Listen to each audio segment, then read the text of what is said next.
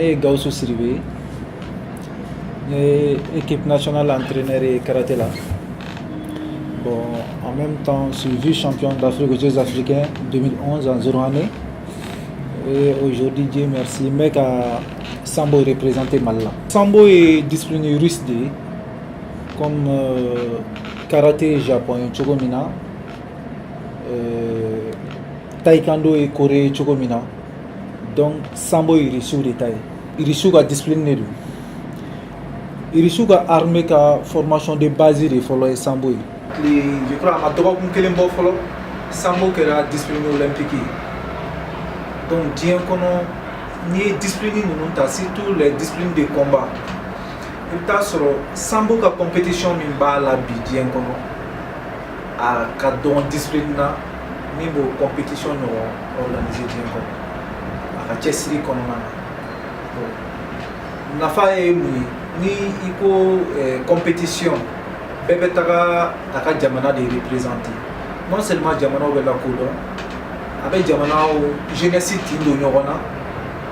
a bɛ kɛ sababu yɛrɛ hali ka jamanaw yɛrɛ tin don ɲɔgɔn na bon ni ala sɔnna a ma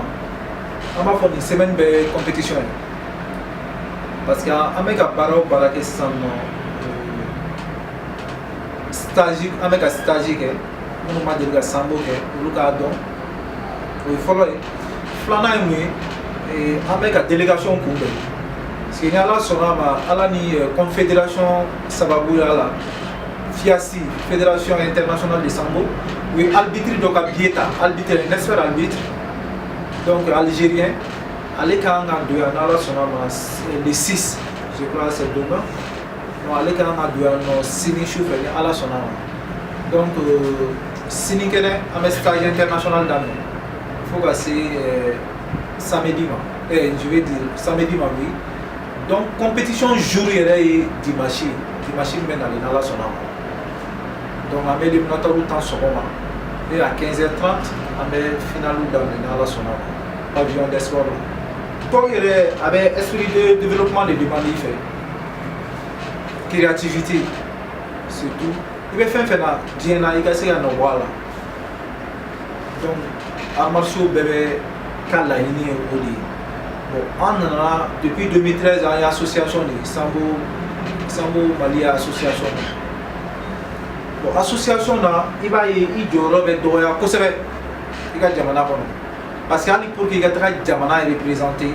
à la normanie hors de mission et tu n'as pas le droit d'avoir ça peut-être à dire bon mais on est armé sur la tête en tant qu'association même hors de mission qui est malien il n'a pas jamana représenté à te dire donc sans doulou sans olon la vie en association au moment bali chessri kono na nga bara kono na an bara munu ira boli munu na donc confédération bec en demi en FIACI fédération internationale la yini mimbana c'est pour que en donner le coq en tout comme na se garder en jamana konoté amba la yini parce que amba do ana kaka donc amba ina nga jamana fait pour comme ça que fédération et tout comme na la fédération to ka a fort quand même un championnat national organisé jamana avec tout comme na ça dit sobole tout là mais ala ni chessri en sera ka ameka essayer ka ko be ka no ya mbulu parce que gela follow ni sport total ni na for sport to ni ballon tata malila ita soro de me jakulu bulu la sponsor bulu mais pour le moment Mali qu'on a no ama sponsor so et alisi sa ameka amewuli la sponsor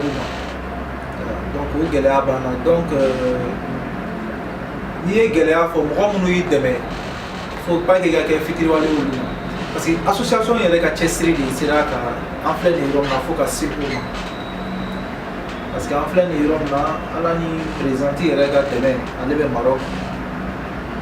madame Fofana madame Diarra Aïssata Fofana a y'an dɛmɛ kosɛbɛ